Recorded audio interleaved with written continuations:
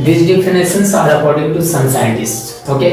Firstly, it is according to Thomas Hobbes. Thomas Hobbes एक scientist जिनका जीवन काल 1588 से लेकर 1679 ईस्वी तक रहा। ठीक है, वे क्या थे? तो एक इंग्लिश फिलोसोफर थे। वे एक इंग्लिश फिलोसोफर थे और उनके अनुसार साइंस का डेफिनेशन क्या है ये हम लोग जानते हैं। Science is the knowledge of consequences and dependence of one fact upon another. यानी साइंस एक ज्ञान है। क्या चीज का ज्ञान है? तो वन फैक्ट अपॉन अनदर, एक फैक्ट का दूसरे फैक्ट पर परिणाम।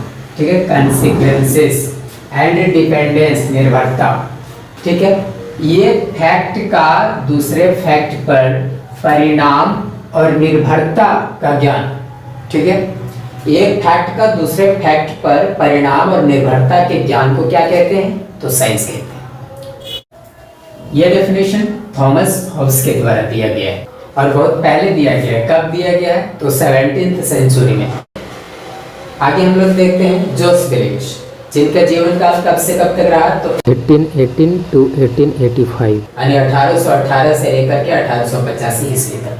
ठीक है, वे क्या थे? एक यूएस ह्यूमरिस्ट, यानी कि यूएस, ठीक है, यूनाइटेड स्टेट्स का एक humourist.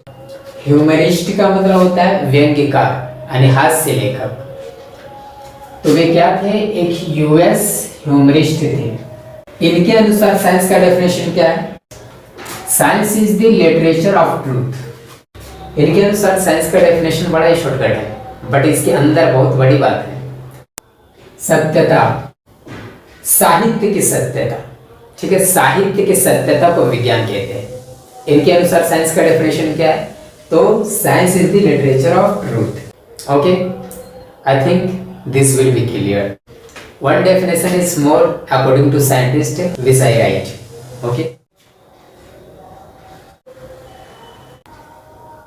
The next definition is according to Thomas Henry Huxley, जिनका जीवन काल 1825 to 1895 यानी 1825 से लेकर 1895 तक जीवन काल जिनका रहा। थॉमस हेनरी हक्सली, जो एक इंग्लिश बायोलॉजिस्ट थे, यानी अंग्रेज जैव वैज्ञानिक। ठीक है, उनके अनुसार साइंस का डेफिनेशन क्या है? तो science is simply common sense. ठीक है, ये बल्ब जल रही है तो कैसे जल रही है?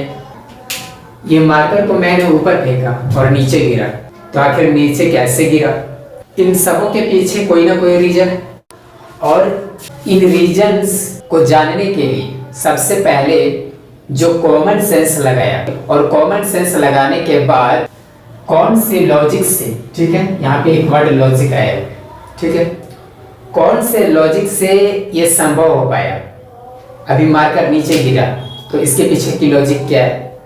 अभी ऊपर में बल्ब जल रही है तो इसके पीछे की लॉजिक क्या है? आखिर कैसे जल पा रहा है बल्ब? ठीक है, तो इन सभी चीजों को जानने के लिए जो कॉमन सेंस लगा और कॉमन सेंस लगाने के बाद एक जो एक्यूरेट ऑब्जर्वेशन, ठीक है, एक्यूरेट ऑब्जर्वेशन मिल पाया, उसे ही हम साइंस कहते हैं। इनके अनुसार साइंस का डेफिनेशन ये है। इनके अनुसार साइंस का डेफिनेशन सेंटेंस में तो बहुत लंबा चौड़ा है, बट आपको शॉर्टकट में यह जाननी है कि थॉमस हेनरी हक्सली के द्वारा साइंस का डेफिनेशन क्या है। तो साइंस का डेफिनेशन उनके अनुसार कॉमन सेंस का यूज, ठीक है, कॉमन सेंस का यूज करने के बाद किसी भी लॉजिक के पीछे जो कारण और कारण के बाद जो ऑब्जर्वेशन प्राप्त होती है उसे हम क्या कहते हैं? तो साइंस कहते हैं। Okay, I think this all definitions according to scientist will be clear.